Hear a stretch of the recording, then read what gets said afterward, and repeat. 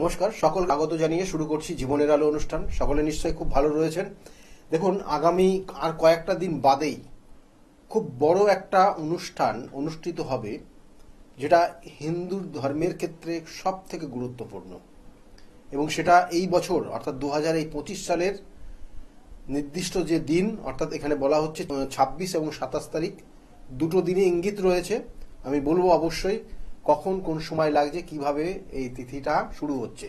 সর্বপ্রথম বলি, শিবরাত্রি তিথি এটা কিন্তু অ্যাকচুয়ালি কিন্তু ফাল্গুন মাসের কৃষ্ণপক্ষের চতুর্দশী তিথিতে এটা অনুষ্ঠিত হয়, এবং এই চতুর্দশী তিথি যখন শুরু হচ্ছে এবং তারপরে যে সমাপ্তি হচ্ছে, এটা খুব গুরুত্বপূর্ণ একটা সময়, জানবেন।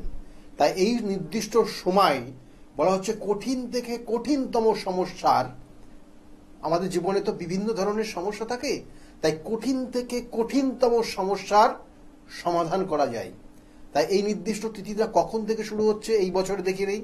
প্রথম অবস্থায় বলছে যে ইংরাজি 26শে ফেব্রুয়ারি 2025, বাংলা 13ই ফাল্গুন 1431 সন বুধবার সকাল 9:42 থেকে শুরু হবে, এবং এটা পরের দিন এই তিথি সমাপ্তি হচ্ছে, অর্থাৎ এই শুক্লাপক্ষের কৃষ্ণপক্ষের চতুর্দশী তিথি সমাপ্তি হচ্ছে কখন না 27শে ফেব্রুয়ারি, পরের দিন বৃহস্পতিবার, ইংরাজি 2025 27শে ফেব্রুয়ারি, বাংলা 14ই ফাল্গুন 1431 সন বৃহস্পতিবার বেলা 8:31।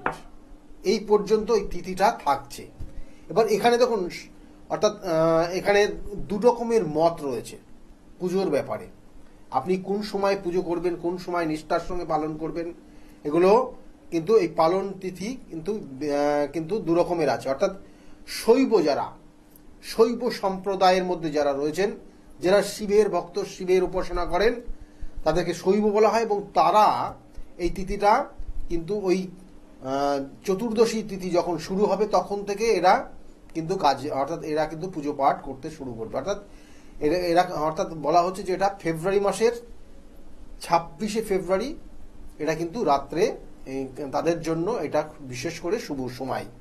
আর যারা বৈষ্ণব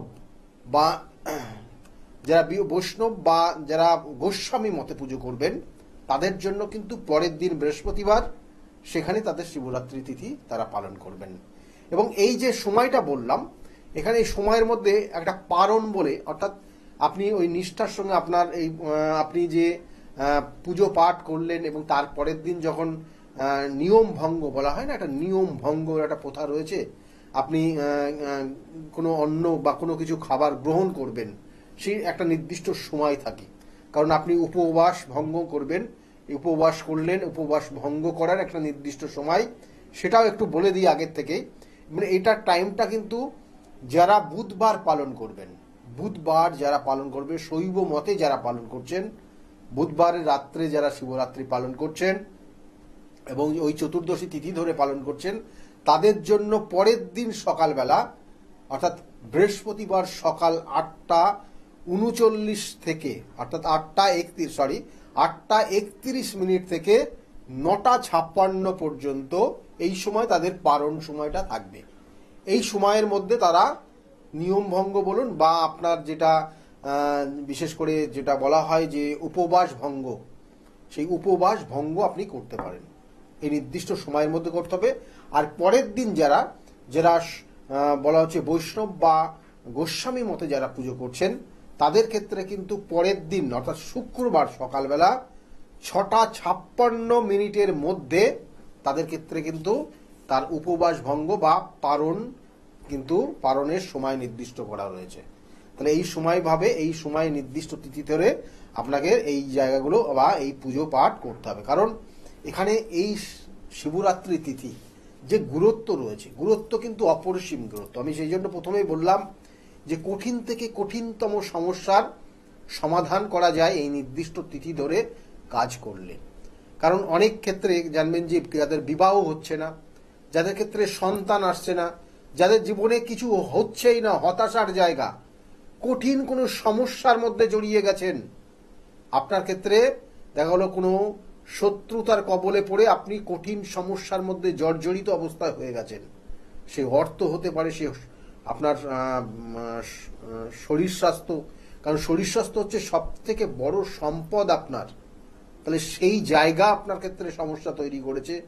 আপনার সম্পত্তি নিয়ে কোনো দেখা গেল এমন কিছু আইনি সমস্যার মধ্যে জড়িয়ে গেছেন, বা কোনো রকমের আপনার সন্তানের চাকরির যোগ হচ্ছে না, কোনো সন্তান আপনার থেকে দূরে সরে গেছে। তাহলে এই ধরনের কঠিন থেকে কঠিন সমস্যা, সেইগুলোর সমাধান করা যায়। কেন যায় এগুলো নিয়ে একটু বিস্তারিত আলোচনা করি, কারণ এই নির্দিষ্ট দিনের যে গুরুত্বটা রয়েছে সেটাকে অবশ্যই আমরা প্রত্যেকেই সেই জন্য নিষ্ঠার সঙ্গে পালন করি। কারণ এই নির্দিষ্ট তিথিতে বলা হচ্ছে শিব এবং পার্বতীর বিবাহ হয়েছিল। তাই যাদের বিবাহ হচ্ছে না এই নির্দিষ্ট তিথিতে যদি নিষ্ঠার সঙ্গে ক্রিয়া করেন, তাদের সেই জায়গার থেকে বেরিয়ে আসতে পারবেন।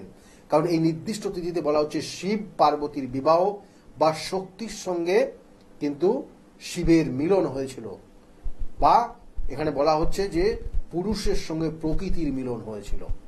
তাই এই নির্দিষ্ট তিথিতে যাদের সন্তান আসছে না, খুব গুরুত্বপূর্ণ তিথি, সন্তানের যোগ, সন্তানের শুভ সময়, সন্তান প্রাপ্তির ক্ষেত্রে একটা নির্দিষ্ট তিথি এটা ভাবতে পারেন, বা এটা মনে করে আপনি সেই নিষ্ঠার সঙ্গে যদি এই শিবের উপাসনা করতে পারেন। কারণ এই নির্দিষ্ট তিথি, আমি আবার বলছি, বারবার বলি, যে যদি আপনি নিষ্ঠার সঙ্গে যে কোনো ব্যক্তি ভক্তি, ভালোবাসা এবং বিশ্বস্ততার সাথে যদি এই নির্দিষ্ট দিনের উপবাস করেন এবং নিষ্ঠার সঙ্গে কিন্তু পুজো পাঠ করেন, শিবের পুজো করে থাকেন, তাহলে কিন্তু তার ক্ষেত্রে অনেক অশুভ জায়গার থেকে সে কিন্তু বেরিয়ে আসতে পারবে।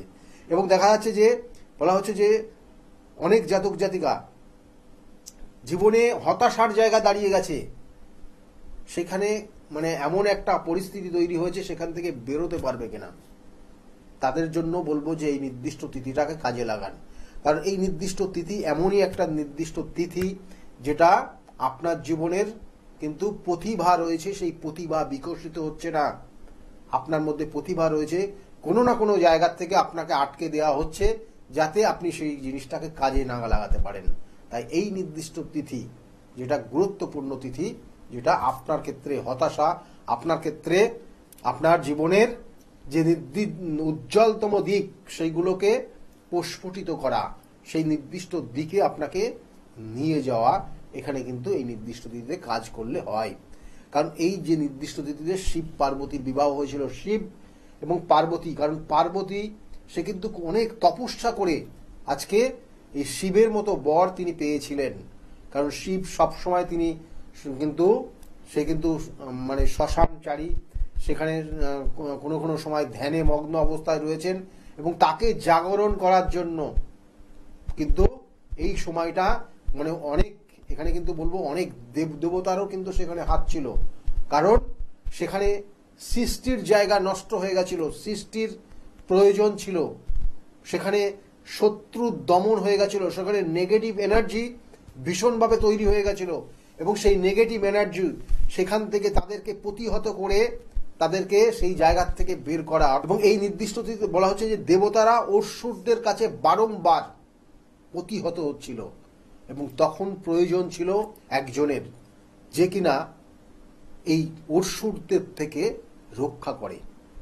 তার জন্যই কিন্তু এই নির্দিষ্ট তিথি, সেখানে কিন্তু সেই দেবতারাও কিন্তু সচেষ্ট হয়েছিল যাতে শিবের সেই ধ্যান থেকে ভগ্ন করা যায়, এবং তার জন্য কিন্তু অনেকের আশ্রয় এসেছিল, অনেকে এখানে সহযোগিতা করেছিল।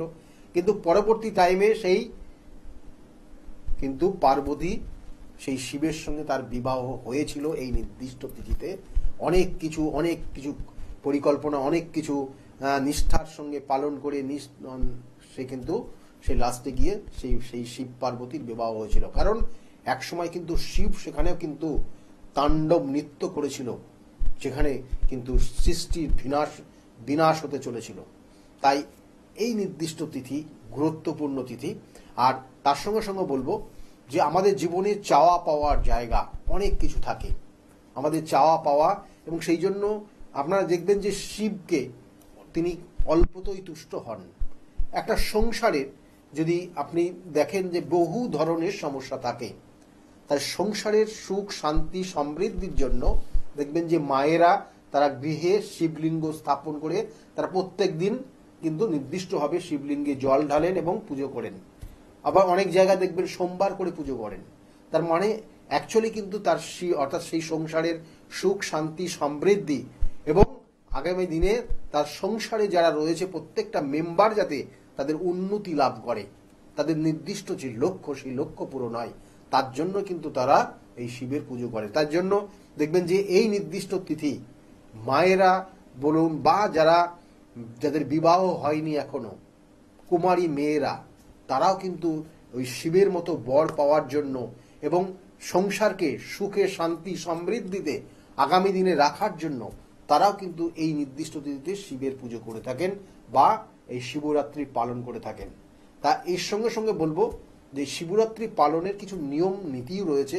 কারণ আগের দিন অবশ্যই নিরামিষ আহার করবেন, অন্ন খাবেন না বা অন্ন খেলেও সেখানে কিন্তু বলা হচ্ছে যে আতপ চালের ভাত আপনারা খেতে পারেন এবং নিষ্ঠার সঙ্গে, এবং তার সঙ্গে সঙ্গে বলা হচ্ছে যে কোনো রকমের আমিষ খাবার খাওয়া যাবে না, কোনো নেশা ভান করা যাবে না, কোনো নেশা দ্রব্য ব্যবহার করতে পারবেন না এবং শয়নের ক্ষেত্রেও কিন্তু যেটা মানে প্রচলিত যে জায়গা, অর্থাৎ শয়নের ক্ষেত্রে বলা হচ্ছে মেঝেতে তাকে শয়ন করতে হবে এবং তার সঙ্গে অ্যাকচুয়ালি হচ্ছে ব্রহ্মচর্য পালন করার নির্দিষ্ট যে নিয়ম, সেই নিয়ম পালন করে তারপরেই কিন্তু পরের দিন তাকে শিবের এই অভিষেক বলুন বা শিবের এই পুজো করা হয়।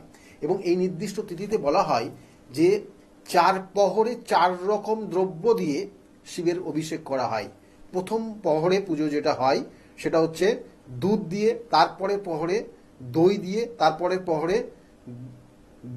দুধ দই ঘি, তারপরে হচ্ছে মধু দিয়ে, অর্থাৎ দুধ দই ঘি মধু, এই 4টে জিনিস দিয়ে 4টে দ্রব্যগুণ দিয়ে 4টে প্রহরে শিবকে পুজো করা হয় বা অভিষেক করা হয়। এবং 4টে প্রহরে 4 রকমের মন্ত্র রয়েছে এবং এই 4টে প্রহরে 4 রকমের যেমন মন্ত্র রয়েছে এবং 4 প্রহরের পুজোর পর তারপরে যে প্রত্যেকটা প্রহরে পুজোর পরে সেখানে জল, গঙ্গার জল দিয়ে পরিষ্কার পরিচ্ছন্ন করে নির্দিষ্ট নিয়ম নিষ্ঠার সঙ্গে তাকে পুজো করা হয়। কারণ শিব কিন্তু অল্পতেই তুষ্ট হন এবং সেই জন্য এই নির্দিষ্ট দিনে যে ফুলগুলো ব্যবহার করা হয়, অর্থাৎ শিবের সব থেকে প্রিয় ফুল সে আকন্দ ফুল, আকন্দ ফুলের মালা, কলকে ফুল এবং দেখবেন যে বিভিন্ন ধরনের যেগুলো জঙ্গলে বেশি ফোটে, জঙ্গল এলাকায় বেশি ফোটে, সেই ধরনের ফুলগুলোই কিন্তু শিবের সব থেকে প্রিয় ফুল। এবং নীলকণ্ঠ ফুল, যাদের শনির 7.5 চলছে, নীলকণ্ঠ ফুলের মালা দিয়ে শিবকে পুজো করবেন এই নির্দিষ্ট তিথিতে, তাদের সেখান থেকে বেরিয়ে আসতে পারবেন। যাদের ক্ষেত্রে মানসিক কষ্টে ভুগছেন, কাছের মানুষ দূরে সরে যাচ্ছে, তাদের ক্ষেত্রে বলবো এই নীলকণ্ঠ ফুল বা নীল অপরাজিতা ফুল দিয়ে শিবকে পুজো করলে আপনার ক্ষেত্রে সেই সমস্যার থেকে অনেকটা রেহাই পাবেন। এবং এর সঙ্গে সঙ্গে বলবো, দেখুন এই নির্দিষ্ট তিথি যদি আপনি নিষ্ঠার সঙ্গে নির্দিষ্ট আপনার যে সমস্যা রয়েছে, কারো ক্ষেত্রে হয়তো মাঙ্গলিক দোষ রয়েছে, কারো ক্ষেত্রে সংসারে অশান্তি তৈরি হচ্ছে, কারো ক্ষেত্রে দেখা গেল যে সংসারে এমন একটা জায়গা তৈরি হয়েছে কোনো তৃতীয় ব্যক্তির দ্বারা আপনার জীবন কিন্তু ছাড়খাড় হয়ে যাচ্ছে, সংসারটা নষ্ট হয়ে যাচ্ছে, বা দেখা যাচ্ছে যে আপনার সংসারের এমন কিছু শত্রুতা তৈরি হয়েছে যার কারণে আপনি দেখা গেল ওখানেই থাকতেই পাচ্ছেন না, আপনাকে বাধ্য হয়ে আপনার শ্বশুর বাড়ি ত্যাগ করতে আপনি বাধ্য হচ্ছেন। তাহলে এই রকম কঠিন থেকে কঠিনতম সমস্যা, যাদের সন্তান আসছে না, যাদের শত্রু ভয়ে একটা বিপদ জায়গা তৈরি হচ্ছে, অর্থ থাকছে না, কর্মের মধ্যে যুক্ত রয়েছেন কিন্তু সেই কর্মটা আগামী দিনে থাকবে কিনা ঠিক নেই, কোনো আইনি একটা সমস্যার মধ্যে জড়িয়ে রয়েছেন, তাই এই ধরনের কঠিন কঠিন সমস্যার সমাধানের একটা নির্দিষ্ট তিথি পাচ্ছেন, যেটা হচ্ছে আগামী শিবরাত্রির তিথি। তাহলে এই নির্দিষ্ট তিথিটা কাজে লাগান, কারণ বিগত দিনে বহু মানুষ তারা এসে আজকের জায়গায় এসে ভালো আছে। সেই জন্য যদি মনে করেন আমার সঙ্গে যোগাযোগ করবেন, তাহলে নিচের যে বুকিং নাম্বার যাচ্ছে বুকিং নাম্বারে ফোন করে আপনি জানতে পারবেন আমি কোন চেম্বারে কখন কোন সময়ে যাই। আর সকলে খুব ভালো থাকবেন। আজকের মতো এই পর্যন্তই, নমস্কার।